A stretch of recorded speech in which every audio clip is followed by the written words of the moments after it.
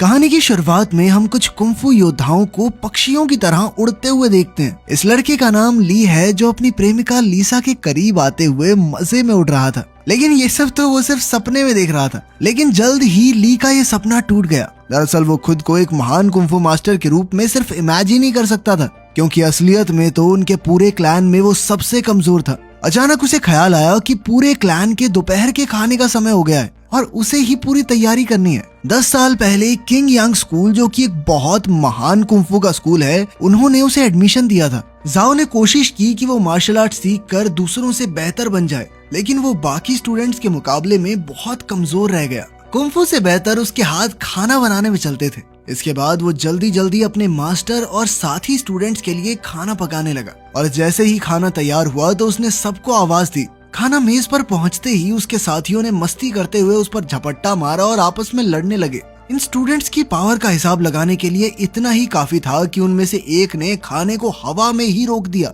थोड़ी देर बाद मास्टर की पत्नी सुरु आई और उसने हमला करके उसे जमीन पर गिरा दिया। फिर जब मास्टर की एंट्री हुई तो सभी एकदम डिसिप्लिन में शांति से बैठ गए। स्टूडेंट्स को अब सिर्फ नॉर्मल चावल खाने पड़े, क्योंकि ली के तैयार किए हुए खाने को तो वो बर्बाद कर चुके थे।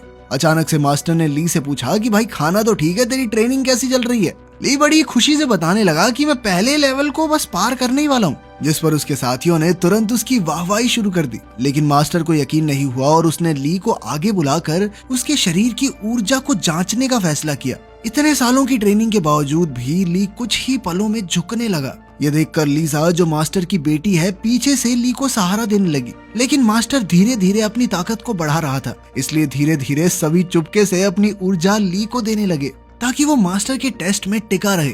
लेकिन मास्टर को उनकी ये चाल समझ आ गई और उन्होंने एक ही झटके में सबको हवा में उछाल दिया। इसके बाद उन्होंने ली को पहला लेवल क्लियर करने में नाकामयाब बताया। इसके बाद हम देखते हैं कि लीसा चुपके से उसकी ट्रेनिंग में मदद करती थी। उन्हें छुप छुपा कर करना पड़ता था, क्योंकि किंग यांग स्कूल में किसी दूसरे मास्टर से सीखना अलाउड ही नहीं था।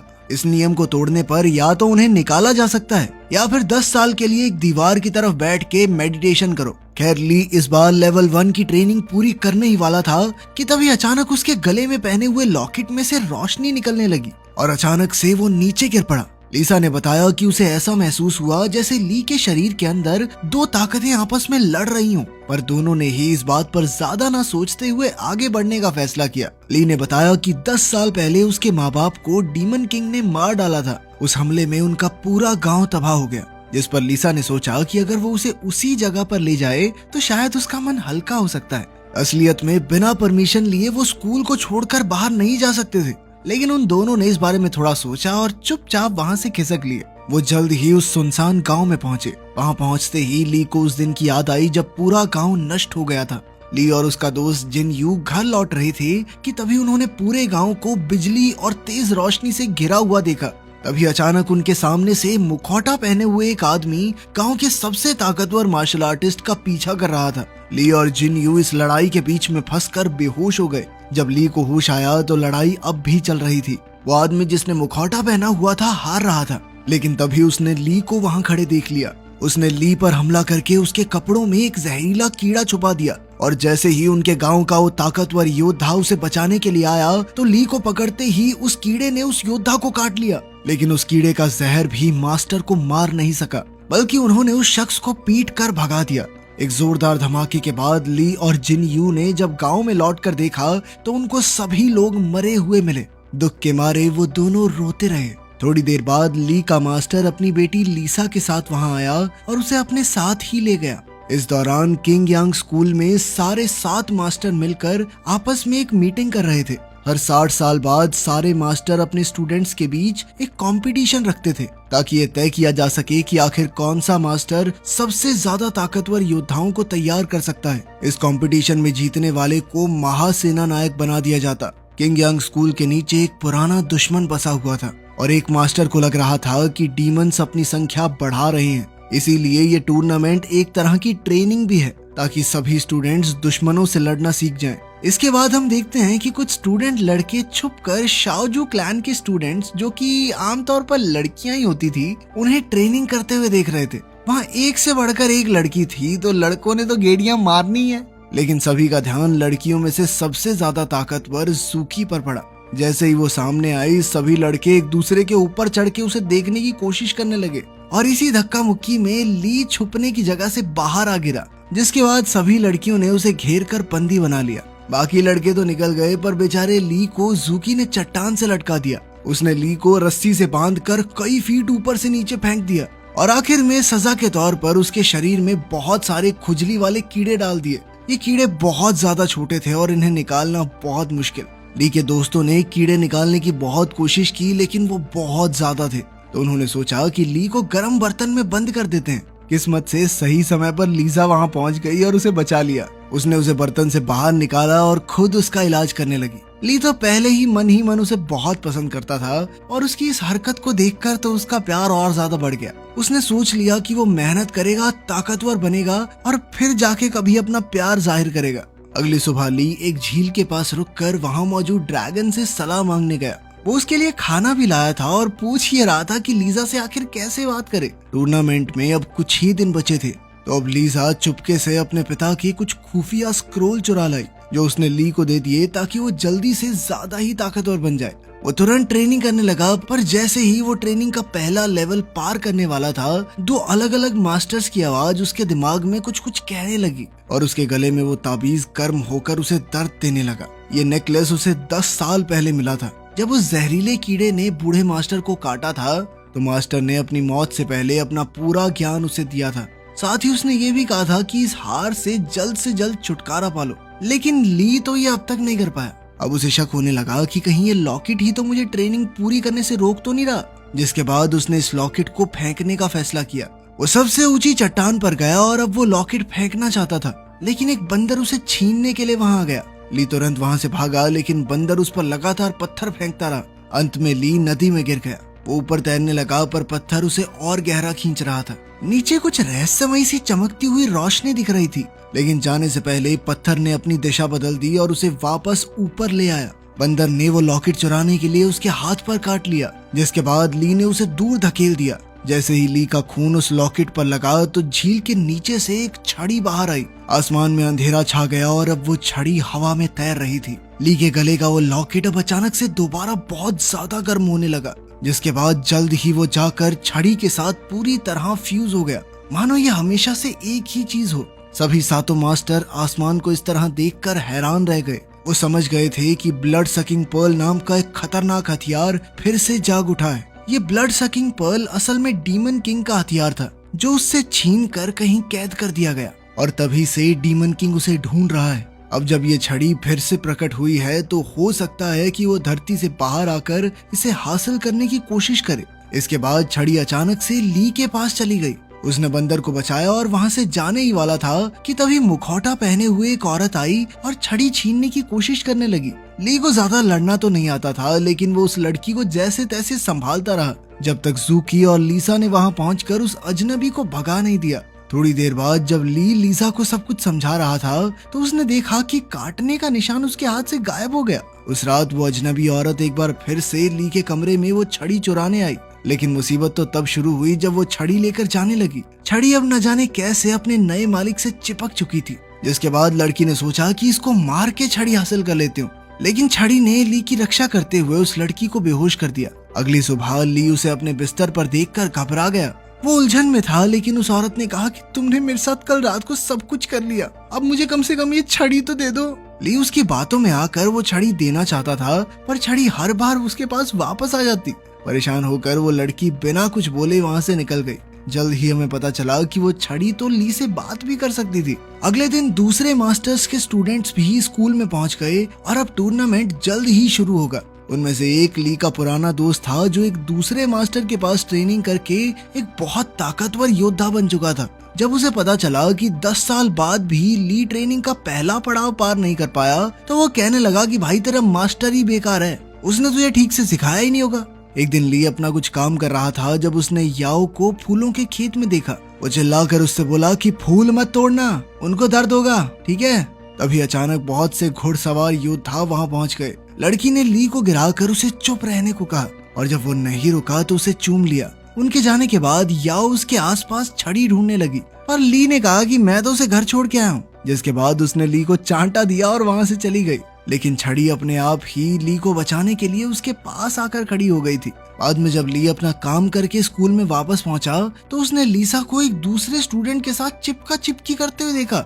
लीसा ये भी नहीं जानती थी कि ली उससे प्यार करता है, तो वो अनजाने में उसके सामने ही अपने प्रेमी की बातें करती रहती। मेरा बॉयफ्रेंड तो ऐसा है, वो ऐसा है, वो ऐसा करता है, ऐसा करता है। ली चुपचाप उसकी बातें सुनकर मुस्कुरा तो रहा था, लेकिन अंदर ही अंदर बेचारा टूट रहा था। अपना गुस्सा निकालने के लिए वो पास की एक चट्टान पर जाकर जोर जोर से चिल्लाने लगा, लेकिन उसके दोस्तों ने उसे सुन लिया, जिसके बाद वो शर्म के कारण वहाँ से भाग गया। भागते हुए उसे कुछ लोग उसका पीछा करते दिखे। तभी याओ उससे मिली।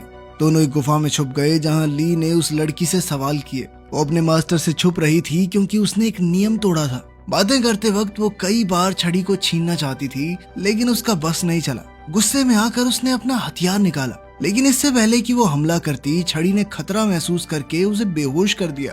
ली को कुछ समझ नहीं आ रहा था, लेकिन वो तो उससे अच्छे से पेश आया। फिर कुछ देर बाद वो खाना लेने बाहर गया। वापस आया तो उसने देखा कि लड़की कुछ पका रही थी। पहले पहले उसे लगा कि कहीं उसने उसका बंदर तो नहीं पका दिया, लेकिन वो तो जला हुआ खरगोश था। जिसके बाद ली ने एक और खरगोश को छड़ी पर पकाया। लड़की ने उसे चख कर कहा कि उसे अपनी माँ के पकाए हुए गोश्त की याद आ गई।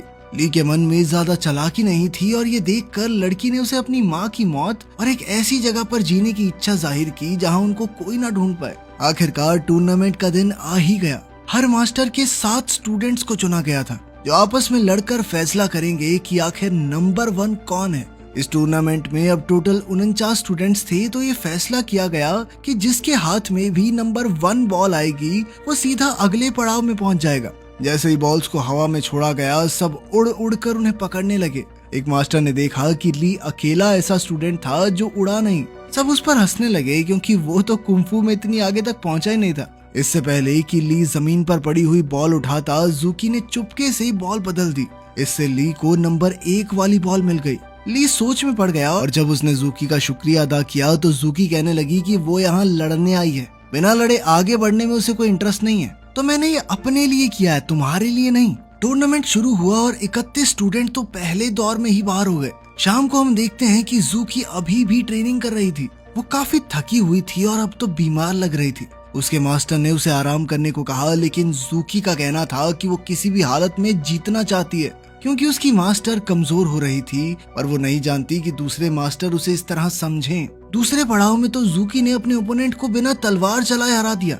उसे देखकर तो अब सभी घबराने लगे थे। अब ली की बारी आई और उसके दोस्त उसे देखने आए थे।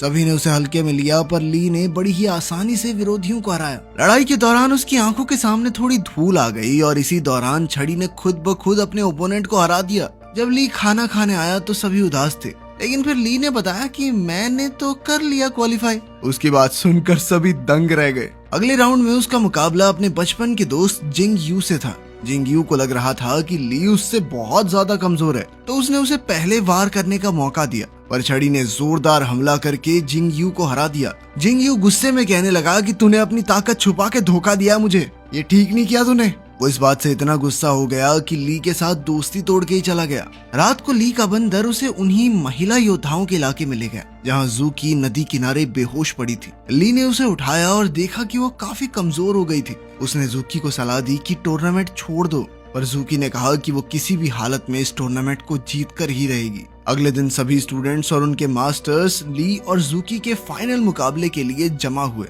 लेकिन आज ली के पास अपनी छड़ी नहीं थी, क्योंकि कल जिंग यू के गुस्सा करने के बाद उसे बहुत बुरा लगा और उसने छड़ी को ही फेंक दिया। छड़ी के बिना ली शुरुआत में ही बहुत घायल हो गया, लेकिन जब जूकी ने उसे सरेंडर करने को कहा तो वो नहीं माना। वो अपनी आखिरी सांस तक लड़ने को तैयार था, क्योंकि सभी लोग हमेशा उसे नाकारा समझते थे। टूर्नामेंट को खत्म करने के लिए जूकी ने अपनी तलवार निकाली, पर अचानक से छड़ी लौट आई, क्योंकि वो अपने मालिक को मरते हुए नहीं देख सकती थी। छड़ी को छूते ही ली के घाव तुरंत ही भर गए। इसके बाद छड़ी एक के बाद एक जूकी पर जबरदस्त हमले करने लगी, पर ली ने जूकी की नाक से खून बहता देखकर उसे रोक दिया।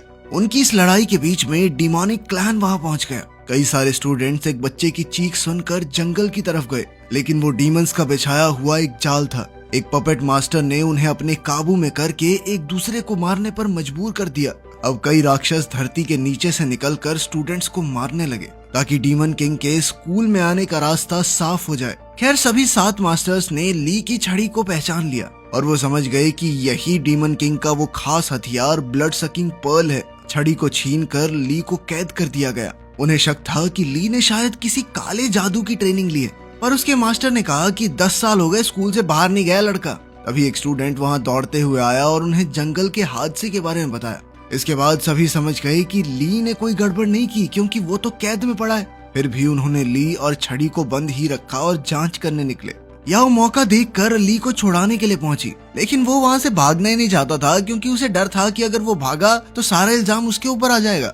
लेकिन फिर याओ को उसे बेहोश करके वहां से ले जाना पड़ा। छड़ी ली को बचाने के लिए सामने आई तो याओ ने उसे समझाया कि मैं तेरे मास्टर को कुछ नहीं कर रही, मैं तो उसे बचाने आई हूँ। जिसके बाद छड़ी भी याओ की मदद करने लगी, लेकिन याओ झूठ बोल रही थी और वो उसे अपने पिता के पास ले गई, जो डीमन मास्टर निकला।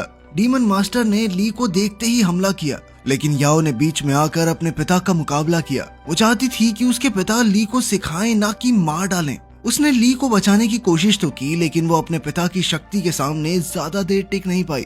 ली अकेला था तो उसने अपनी छड़ी पर ही भरोसा रखा।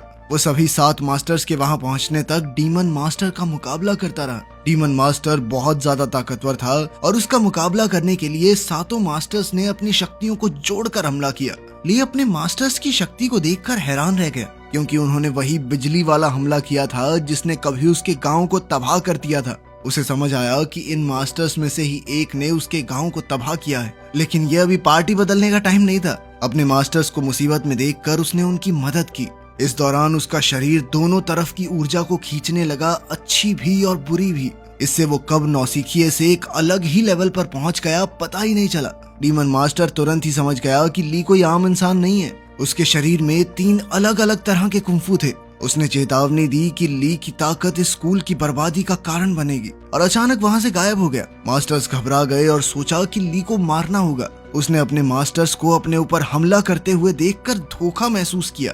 अब वो इतना ज्यादा ताकतवर था कि चाहे तो उन सभी को तबाह कर दे। वो अपने मास्टर पर जानलेवा वार करने ही वाला था कि तभी लीसा बीच में आ गई और अपने पिता को बचाने के चक्कर में वो घायल हो गई। लीसा बहुत ज्यादा घायल थी, लेकिन फिर भी उसने हाथ बढ़ाकर ली को अपने आप को पहचानने को कहा। ली होश में तो आ गया, लेकिन बेचारी लीसा मर चुकी थी। इस मौके पर जूकी की मास्टर ने उसे ली को मारने को कहा। जूकी हिचक तो रही थी, लेकिन फिर भी उसने अपनी मास्टर का कहा टाला नहीं। पहला हमला ली के साथी ने रोक दिया और दूसरा उसके मास्टर ने रोका, जो ली से कहता रहा कि जल्द से जल्द यहाँ से निकल जाओ और फिर कभी वापस लौट कर मत आना। तीसरी बार हमला करने के लिए जैसे ही जूकी आगे बढ़ी तो उसे याद आया कि ली ने उसकी जान बचाई थी, तो अपना एहसान उतारने के लिए उसने ली को जाने दिया। ली घायल याओ को उठाकर उड़ गया, उससे यह वादा करते हुए कि वो उसे एक ऐसी जगह ले जा रहा है जहां उसे कोई ना ढूंढ पाए। तो आपको बहुत टाइम बाद ये कुंफू मूवी कैसी लगी कमेंट्स में जरूर बताना। अगर ऐसी मूवीज और देखना चाहते हो तो कमेंट कर देना, ठीक है।